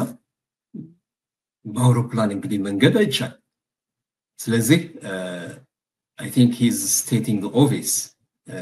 prime minister ስለ ወደብ ከሆነ ማለት ነው የባህር ባለቤት መሆን አለባት የሚለው ነገር ከመጣ ግን ይሄ በኤርትራ ሉዓላዊነት ትንኮሳ ተደርጎ ሊታይ ይችላል ስለ ባህር ባለቤትነት ከሆነ እና በጣም መጠንቀቅ ያለባቸው ነገር ይመስለኛል። ምክንያቱም ሁለቱም አገሮች ለረጅም ጊዜ በጦርነት ቆይተዋል። ኮሎኔል መንግስቱ አንድ ጊዜ ምን አለ? አያቴ ሰላም አላየም፣ አባቴ ሰላም አላየም፣ እኔም ሰላም አላየም፣ ልጆቼም ሰላም ላያዩ ይችላሉ እና እስከመቼ we have to ይሄንን ነገር በቃ መቆም አለበት የምንልበት መንገድ የተሻለ መንገድ መኖር ይኖርበታል። ስፔሻሊ አሁን ደግሞ ኤርትራ አገር ሆና ልክ እንዳልኩ as much as ፕሬዚደንት ኢሳያስ የኤርትራን የኢትዮጵያን አንድነት ፕሮፖነንት ወይም ደግሞ ጠበቃ ቢሆንም ግዛቱ ላይ ሲመጡበት ደግሞ ኢትዮጵያን ብትፈርስም ጉዳዩ አይደለም። ስለዚህ he has to keep ኢትዮጵያውያን ይሄንን they have to keep these two extremes and he is capable ለምን መሰላችሁ capable ምለው የኢትዮጵያ ፎልት ላይንስ በደንብ ጠንቅቆ ያውቃል። በዚህ በ60 ዓመቱ የጦርነት መሪ ሆኖ የቆየበት ጊዜ ከ1970 to 25 55 ዓመት ያለማቋረጥ አገር እኮ አልመራም the last 30 years ago ኢትዮጵያን ሚሊታራይዝ ማድረግ የሚሊተሪ እንዴት አርጌ አሸንፋለሁ በሚሊተሪ በዚህ ብቻ ነው ጊዜውን ያሳለፈውና ለዚህ ደግሞ ኢትዮጵያ ደግሞ ጥሩ እንትን ነች ፎልት ላይንስ አሏት የብሔሩ ሁኔታ አለ የታሪካዊ ጥላቻ በብሔሮች መካከል አለ አሁን ደግሞ በጦርነቱ ምክንያት ደግሞ ያው የአማራ ክልል ጦርነት ላይ ነው የትግራይ ክልልም ባለፈው 2 ዓመት ጦርነት በነበረበት ጊዜ ተቀይመውታል የመሃል ሀገሩ መንግስትና የሶማሌ ክልል ራሱ it's not a settled case ሁኔታው ከተፈጠረ ሶማሌም ሪክሌም ለማድረግ በብዙ ፎልት ላይንስ አሏል እና ይሄንን አገር ያስተዳደርክ ኤርትራን ሪክሌም አደርጋለሁ I need access to the sea የባህር ባለቤትነት መሆን አለበት ብሎ ማለት አደጋ ነው ለኢትዮጵያ ብዬ አስባለሁ ኢትዮጵያ ነምበር 1 አደጋ የውስጥ ነው መደመሩ ከውስጥ መጀመር አለበት ውስጡን በደም if it causes prime minister አቢ ስልጣን እንዲያጣ የሚያደርገው ከሆነ so be it ለኢትዮጵያ ሲል እና ኢንክሉሲቭ የሆነ government ቢያደርግ ከመረጡት መልካም ካልመረጡት ደግሞ it's okay for the sake of Ethiopia national reconciliation national unity government ያስፈልገናል እነ ጆሃር ከሱ ጋር የነበሩት አሁን ርቀውታል የኖኤሌ እነፋን ነው ትግራይም ራሱ አሁን እንግዲህ እንደሚሰማው ኮንክሪት የሆነ ነገር የምናቀው ነገር የለም ነገር ግን ከሻቢያ ጋር ያው ሂስቶሪካሊ አብረው ሰርተዋል አሁን ደግሞ የጋራ ጠላት የሚሉት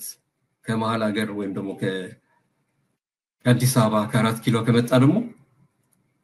የድሮው ወደ ድሮአቸው እንትን እንደሚመለሱና ይሄን ነገር ማሰብ ይኖርባቸዋል ጠቅላይ ሚኒስትሩ ብዙ ለሂቃን ኦፕን ሆነው የሚያናገሯቸው እነ ጆሃር እነ ልደቱ ሌሎችም የሚናገሯቸው ማዳመጥ አለባቸው አንድ መሪ በአድርባዮች አድርባይ አድቫይዘሮች ከተከበበ ያ ኔክድ ኪንግ የሚባል ስቶሪ እጣ ነው የሚደርስባቸው ልብ ያልን እንደሆነ ኢትዮጵያ ውስጥ የሚመጣ መሪ ከኢትዮጵያ ጋር ጦርኝነት እንትን ካለ የስልጣኑ መውደቅ ምክንያት የሚሆነው ኤርትራ ውስጥ የሚነሳ ጦርነት ነው ጃንሆይ ሁሉ ጊዜ በ1974 የወደቁት ፓርትሊ በኤርትራ በነበረው ጦርነት ነው ከዛ ቀጥለው የደርግ መውደቅም እንደማን አንዶም ገድሎ ብዙ መካሪዎች አድርባይ መካሪዎች ሳይሆኑ እውነቱን የሚመስላቸው ነገር የሚናገሩ ሰዎች you can imagine አማን አንዶም ባይገደል you can imagine ማን ነው ይሄ ኦሮማይ የጻፈው በአሉ ግርማ መንግስቱ ኦፊሱ አምጥቶ what did you see ይሄንን እንድትጽፍ ያስገደደ ኤርትራ ውስጥ በቀይ ኮከብ ዘመቻ ያደረገው ነገር ምን ስላየህ ነው ምን ትላለህ ስለዚህ ጉዳይ ቢሉት instead of the security እንትን ልከው ከመግደል እሱ ምን አይተህ ነው ይሄንን የጻፍከው ኦሮማይ የኤርትራ ጉዳይ አልቆለታል የሚለውን መጽሐፍ የጻፍከው ለምንድን ነው ብለው ቢጠይቁት እና የመካሪዎች በትክክል የሚመስላቸውን ያዩትን ነገር ፕራክቲካሊ የሆነትን ምክር የሚሰጡ ኢትዮጵያውያን ቢከበቡ ጥሩ የሆኑ መካሪዎች የተሻለ ውሳኔ ሊወስኑ ይችላሉ ብዬ አስባለሁኝ። በአድርባይ የተከበቡ እንደሆነ ግን ሁሉ ጊዜ ደህና ነኝ ቆም ያለሁኝ እያሉ ወድቀው ሊገኙ ይችላሉና ይሄንን በታላቅ ትህትና ለጠቅላይ ሚኒስትሩ ማስተላለፍ ፈልጋለሁኝ። ለኢትዮጵያ ህዝብ ማስፈልገው መልእክት ደግሞ ይሄ ወንድም ህዝብ አብረን ለረጅም ጊዜ የኖረን በባህል በሃይማኖት በተለያየ ሁኔታ የተሳሰርን ህዝቦች ነን እና እጣ ፈንታችን አንድ ነው። ለወደፊቱ እጅ ልጅ ተያይዘን የምንሄድበት መንገድ እንጂ አሁን ቀይ ባህር ጦር አውድማ አድርገን ወጣቶቻችን የሚያልቁበት ምክንያት የለም። ስለዚህ በአንድ ቃል ኤርትራውያንም ኢትዮጵያውያንም ማለት ያለብን ጦርነት አያስፈልገንም። እኔ ወንድሜ ኢትዮጵያዊ ደም ማፍሰስ ሲፈስ ማየት አልፈልግም። እኔ ለኤርትራ ዲፌንስ ፎርስስ ለኢዲኤፍ ለኢኤንዲኤፍ ለቲዲኤፍ የሚባለው የትግራይ ሰራዊት ለሁሉም ነው ጸሎቴ ማደርሰው። እነዚህ በቃ ጭቁን ቪክቲምስ ወይም ደግሞ የጦርነት ጦሱ የሚቀምሱት እነሱ ናቸውና እናቶቻችን አባቶቻችን ወልደው ይጦሩ ወልደው ይደሰቱ፣ ወጣቶቹ ደግሞ ይማሩበት ይደጉበት እና ይህንን አቋም መያዝ ያለብን ይመስለኛል ኢትዮጵያውያንና ኤርትራውያን። በዚህ ሐሳቤን ቋጫለሁኝ። ፊልሞን አመሰግናለሁ። በጣም አመሰግናለሁ አቶ ሰለሞን። እንግዲህ ምክር ወይም ደግሞ መልእክት ማስተላለፍ የምትፈልገው ነገር ካለ ወይም ደግሞ ናኦድ ትንሽ ያነሳትን ነገር እዛ ላይ እንትን ብለን ፕሮግራማችንን መጨረስ አለብን። ሰዓታችን ውጪ ነው ያለነው ማለት ነው። አመሰግናለሁ አቶ ሰለሞን።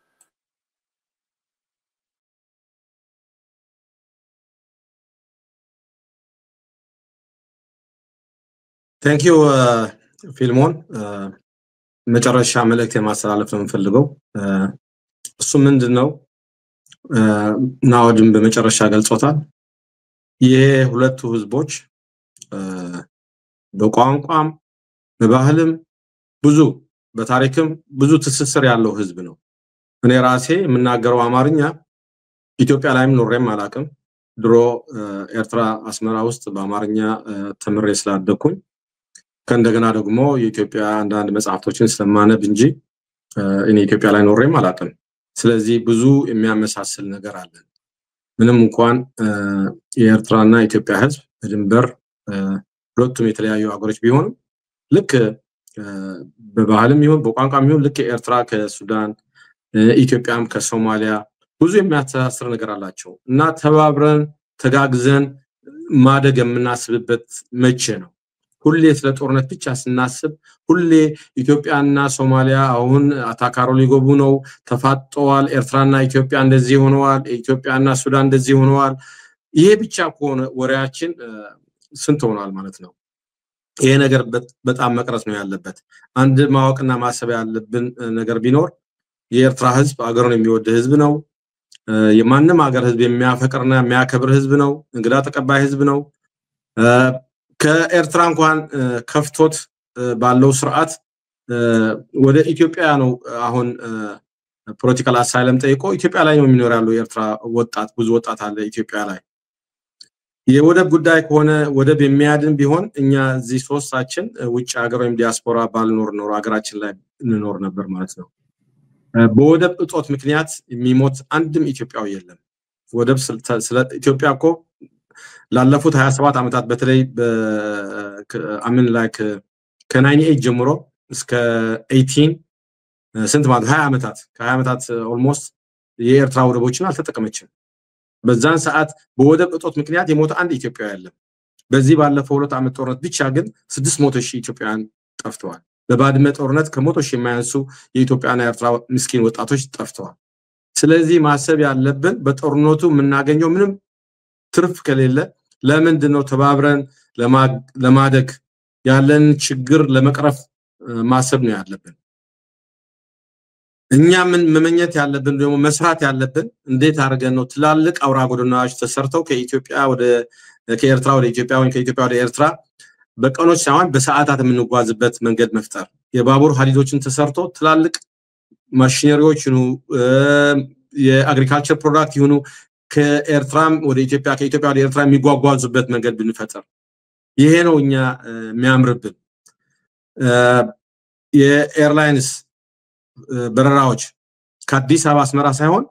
ከባህር ዳር ወደ ምጽዋ ከድሬዳዋ ወደ አሰብ ከመቀሌ ወደ ከረን ይሄ ማሰብ እንዴት ያቀተናል ዓለም የት ነው ያለችው እኛ እስከመቼ ድረስ ነው ጦርነት የምናስበው ልክ እንደገለጸው እንደ መንግስቱ ኃይለ ማርያም እንዳለው ናውት አያቶቻችን አባቶቻችንም እኛም ልጆቻችንም ሁሉንም እስከመቼ ነው የጀስ ስለ ጥይት ስለ መድፍ ስለ ድሮን ስለ ምናስበው ሁሉ ነገር ከጦርነት የተያያዘ ስለ እድገት ምናስብበት ጊዜ መሆን ነበርበት አሁን ስለዚህ ኢትዮጵያውያን ምን ይሁኑ ኤርትራውያን ምን ማሰብ ያለባቸው በሰላም ፖለቲከኞች የሚያመጡትን ጦርነት ለራሳቸው ጥቅም እንጂ ለህዝብ ጥቅም ጦርነት የሚያውጅ መንግስት የለም ስለዚህ በተቻለ መጠን በተለይ ብዙ ኢትዮጵያውያን በዚህ ላይ ማወቅ ያለባቸው ኤርትራ ህዝብ ሀገሩ እንደሚወድ ምንም እንኳን ኢሳያስ ብንጠላ ኤርትራ እንድትወረር የሚፈልግ ኤርትራዊ የለም ለሀገሩ ማይቆም ኤርትራዊ የለም ለሀገሩን ይወዳል ለሀገሩም ይቆማል ስለዚህ ይሄን ነገር ማወቅና መገንዘብ ይኖርባቸዋል ኢሳያስ ከሄደ በኋላ የኤርትራ አዲስ የሚፈጠረው የፖለቲካ ኃይል እርግጠኛ ነኝ እኔ ከኢትዮጵያ መንግስትም ከኢትዮጵያ ህዝብም ተስማምቶ እንዴት አርጎ የኢትዮጵያውን የወደብ ተጠቃሚነት የሚያረጋግጥ ስርዓት እንደሚተከል በኤርትራ ለዛ ነው የምንታገለው ያለው እኛም ስለዚህ ይሄን ማሰብ አለባቸው ጦርነት መፍትሄ አይደለም መፍትሄም ሆኖ ማያቀም ስለዚህ ሁላችንም ማሰብ ያለብን እነዚህ በጦርነት የተራከሙት ሁለቱ ሀገሮችና ህዝቦች እንዴት አርገው ነው ከዛ ማቅ ተገላግለው ወደ ኢኮኖሚክ ዴቨሎፕመንት ራሱ ኢትዮጵያ ያለው ስርዓት ብልጽግና ነው የሚባለው ብልጽግና ከሆነ የሚያስበው ስለ አብሮ ማደግ ማሰብ አለባቸው ኤርትራ ማለት ደግሞ ኢሳያስ ማለት አይደለም የኤርትራ ህዝብም አለ ይሄን መገንዘብ ይኖርባቸዋል ስለዚህ እንዴት አርገን በሰላም እንኖራለን የሁላችንም አጀንዳ መሆን አለበት ቢሆን ማስበው እና ደግሜ ፊልሞን ሐሳባችን ልናካፍል ለና ኦዲዮ የሰጠን እድል ደግሜ አመሰግናለሁኝ ይሄ ነበር የኔ በጣም ነው ማመሰግነው እንግዲህ እናንተም ጊዜያችሁን መስዋዕት ስላደረጋችሁ በሰዓቱ ሰዓት ዘገዩ ሰዓታችን አንድ ደቂቃ ሰጥተኝ ፊልሞን አታርዝሙ እሺ አላረዝሙ አይ ሌላ የኢትዮጵያ መንግስትና ለኢትዮጵያ ህዝብ ማመስገን የምፈልገው ብዙ ከኤርትራ ወጥተው አዲስ አበባ ሚሆን በሌላ የኢትዮጵያ ክፍሎች የሚኖሩ ኤርትራውያን አሉ እና ለምታደርጉላቸው የእንግድነት አያያዝ እንደ ባዳ ሳይሆን እንደ ወንድም እንደ እህት እንደ ራሳችሁ አርጋችሁ የምታርጉት የእንግዶት በጣም ማመስገን እፈልጋለሁ ይሄ ደግሞ እንዲቀጥል እንፈልጋለን ከኤርትራ መንግስት ጋር አንዳንድ ቁርሾ አንዳንድ እንትን ሲፈጠር እነሱ ላይ የሆነ እርምጃ ባለመውሰዳቸው ለመውሰድ የሚያስቡትም በማቆማቸው ለወደፊቱም ይሄ ነገር በጣም ጠቃሚ ነው ምክንያቱም ይሄ የጥላቻ መንፈስ መታደስ የለበት ያለፈውን ብዙ ተጎታተናል ያ ነገር ግን አሁን በአዲስ መንፈስ ያው 2018 ዶክተር አብይ ይዘምሩት የነበረው መዝሙር እንደገና መዘመር አለበት ፍቅር ከጎረቤት ጋር ሰላም መኖር ወንድሜ መባባል መከባበር ማንስማማበትም ነገር ቢኖርም ባልና ሚስት እንኳን አይስማሙ ነገር ግን እስኪ እንተኛበት የሚባል አባባል አለ ዛሬ ካልተስማማን እኔና ሰለሞን እንኳን በአንዳንድ ነገሮች አልተስማማንም ዛሬ ሁለታችንም የኤርትራ መንግስት ተቃዋሚዎች ነን የፍትህ የሰላም አክቲቪስቶች ነን or on the same line ነገር ግን something came up እንትን ምንልበት እና it's okay to have difference of opinion ነገር ግን ጥላቻ ላይ መድረስ የለበትም the end of the day ተነጋግረን አመሰግናለሁ good to have ጥሩ ዲቤት ንግግር ካንተ ጋር ተባብለን ወደዛ መሄድ አለብንና ስደተኞቹን ኤርትራ እንደ ስደተኞች ሳይሆን እንደራሳቸው አርጋችሁ የኤርትራን ወጣቶች ስደተኞች ስለምትከባከቡ አመሰግናለሁ ግፉበት our future is bright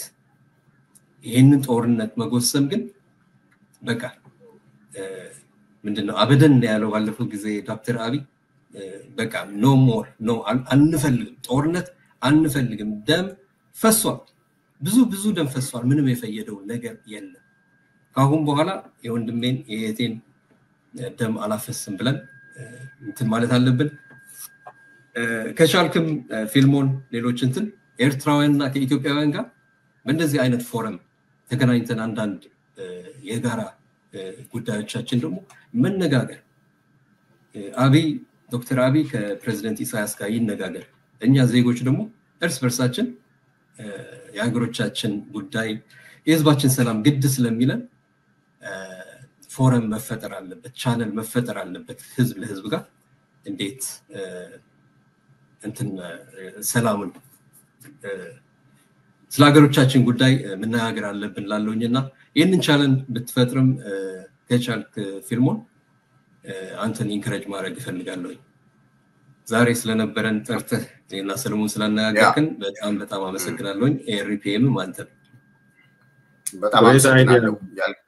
ሆምወርክ ሰጥተዋል ማለት ነው ይሄ ፕላትፎርም በጣም አስፈላጊ ስለሆነ ህዝብ ከህዝብ ጋር መነጋገር ስላለበት የሰጠህን አሳይመንት መቼም ተፈጽሟል ብዬ አስባለሁ ፊልሙ ተስፋ አደርጋለሁ እንግዲህ ባላችሁት መሰረት ይሄ የታሰበበትና አንዳንድ እንቅስቃሴዎችን እያደረግንበት ያለ ሁኔታ ስለሆነ ነገሮች ሲሳኩ እንግዲህ እናንተም እንዳገኛችሁት ጊዜ ካዳዲስ ሰዎች ጋር በይበልጥ ከኢትዮጵያን ፖለቲከኞች ጋር ምንተያይበት ምናወራበት ጊዜ ሊኖረን ይችላል የሚል ሙሉ ተስፋ አለኝ ስለነበረን ቆይታ በጣም አመሰግናለሁ የተከበራችሁ ተመልካቾቻችን እስካሁን አብራችሁን ስለቆያችሁ ከልብ እናመሰግናለን በሚቀጥለው በሌላ እንግዳ እንገናኛለን እስከዛው ቸርን ሰንብት ነዳሎ ኤርትራዊ ያርባሉ ትደመኛና ያርባሉ ነዳሎ ኤርትራዊ ያርባሉ